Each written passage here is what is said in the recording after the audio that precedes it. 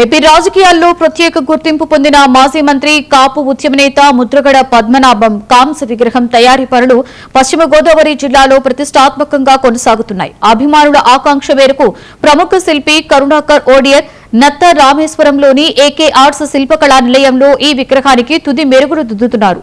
దీనికి సంబంధించి మరిన్ని వివరాలు మా ప్రతినిధి రామారెడ్డి అందిస్తారు.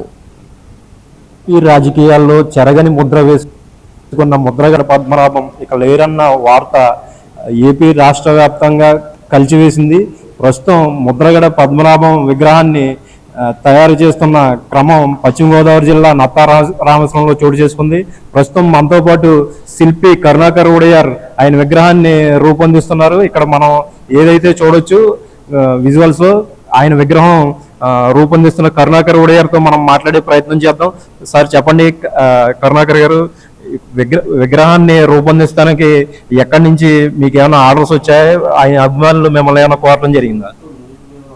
వారి అభిమానుల కోరిక మేరకే ఈ విగ్రహం తయారు చేయడం జరుగుతుందండి. ఇది ఫస్ట్ సైజ్ ఒక విగ్రహం తయారు చేస్తున్నాం. ఇది మనకి జంగారెడ్డిగూడెం వారు వీరి అభిమానులు, అలాగే తాడేపల్లిగూడెం సంబంధించిన వారు కూడా ఇవ్వడం జరిగింది. ఈ రెండు విగ్రహాలు కూడా ఒకటి ఫుల్ ఒకటి బస్ సైజ్ వచ్చినాయి.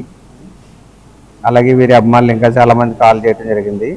దాంతో వారి విగ్రహాన్ని మేము రూపొందించడం జరుగుతుందండి. ఇది ఎన్ని అడుగు విగ్రహం ఇది ప్రస్తుతం మీరు చేస్తుంది? ఇదైతే మనం 2.5 అడుగులు బస్ సైజ్ చేస్తామండి. తర్వాత మళ్ళీ 7.5 అడుగుల నిలువెత్తు విగ్రహం కూడా మనం చేయడానికి సన్నాహాలు చేస్తామండి. ఇదంతా కూడా మన ఏకాట్ సంస్థలో తయారు చేయడం జరుగుతుంది. వీరిని మేము పర్సనల్గా ఇదివరకు 2-3 సార్లు కలిసామండి. వీరితో మాకు సాన్నిహిత్య సంబంధాలు ఉన్నాయి. వీరిని కలిసి వీరితో మాట్లాడి వీరు చాలా ఆప్యాయంగా మమ్మల్ని చూసేవారండి.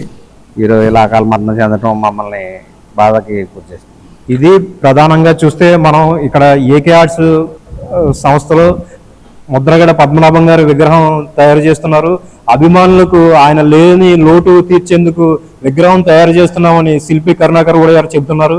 పశ్చిమ గోదావరి జిల్లా నుంచి రామారెడ్డి, 99 టీవీ, నత్త రామేశ్వరం నుంచి.